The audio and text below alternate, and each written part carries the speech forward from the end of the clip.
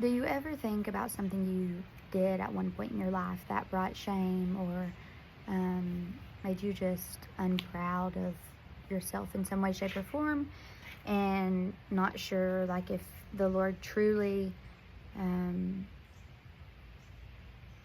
looks past that and still desires a relationship with you? Well, you might not be alone, but today I'm here to encourage you that He definitely still does, no matter what you've done, no matter what you've said, no matter what you think could separate you from His love. It don't, ever. We're going to talk about Peter today, and how, for those that don't know, he denied Jesus 3 times before Jesus went to the cross, and he walked with Jesus, but he still denied Him. And so after Jesus died on the cross, rose 3 days later, Mary and some others are going to the tomb to prepare or to put spices on Jesus' body, because that's something that they used to do back then to honor the person that had passed. And when they were there, there was a guy, an angel in white, in the tomb, and they were looking for Jesus, and the angel told them He's not here, for He is risen, just as He had said He would. Go get His disciples and Peter. At this point, you can imagine that Peter totally just didn't even think that he was worthy of being called a disciple. And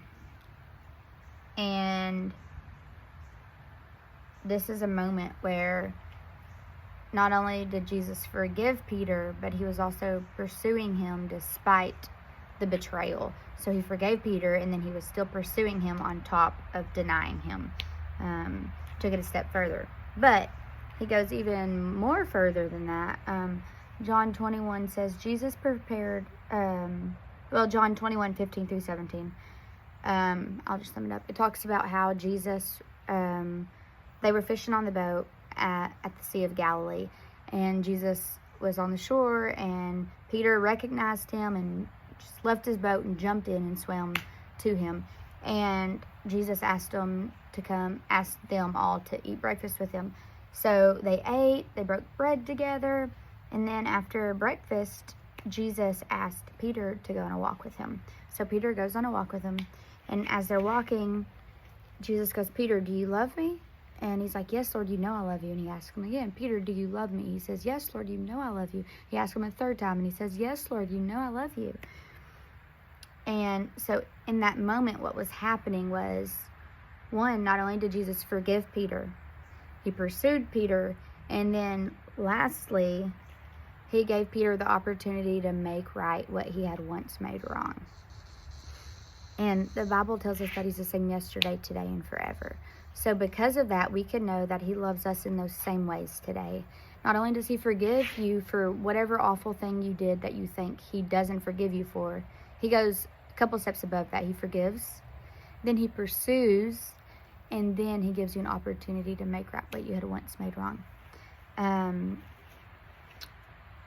Brian and I, before, when we were dating, I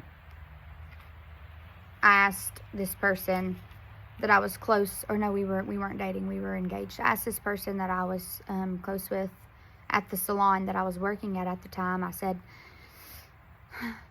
how do you feel about premarital sex? And her response was, girl, you got to test drive your car before you buy it. And so I just ran with that, and I was like, cool, that's all I needed to hear. That makes me feel a lot better about my decisions. Obviously, I knew if I had opened up this bad boy, that it would say the opposite of that. But I chose to listen to what was a lie so that I could be selfish and not do what the Lord was asking me to do. But in the same way, I too encourage people in that way. After I had been encouraged in that way, I turn around and encourage people in the same way as well. And that's obviously something I'm not proud of, and something that I repented for and like made right with the Lord and asked for forgiveness from the people. But one day, I had a girl in my chair, and the Lord just put on my heart, make right what you had once made wrong. And so I was like, oh, like, I don't know, Lord, I don't know. That's hypocritical. I think that'd be hypocritical of me to be like encouraging someone else to not get caught up in that sin when I was caught up in that sin. And he just encouraged me in his goodness, make right what you had once made wrong. And I thought of the story of Peter and felt encouraged. And so with boldness, I shared with her that the Lord is calling her from more than that. And he wants more for her. And shared with her in love and truth that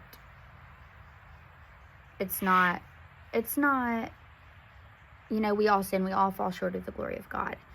But what we do after we recognize our sin is so important. What we do after we recognize that not only does Jesus forgive and pursue, but he gives us the opportunity to make right what we had once made wrong.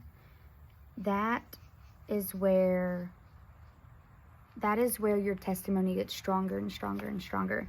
You know, we are called to shout our testimonies from the rooftops. And ultimately, testimonies are a blessing because it's an opportunity to help someone grow in an area that you've grown in, which the scriptures also say, now those who've been made strong have an obligation to help those that are weak. They also say, freely you have received, so freely you give. You know, there might be someone in your life that doesn't think they can make right what they once made wrong. And the Lord might be asking you, who has a similar testimony, but maybe a little bit further in your walk with the Lord, to show them that actually you can take a mistake and turn it into a message. And you could take sin and turn it into kingdom purposes. And that's, again, scriptural. The Bible also says what the enemy uses for evil, the Lord uses for good. So in all things, no matter what you do, not because we are worthy, but because of his mercy, you are forgiven, you are pursued, and you are given freely the opportunity to make right what you had once made wrong. So where in your life is there an area that maybe brings shame because of like a way that you messed up in that way, that the Lord is asking you right now, and he's telling you, hey, it's time to make right what you had once made wrong?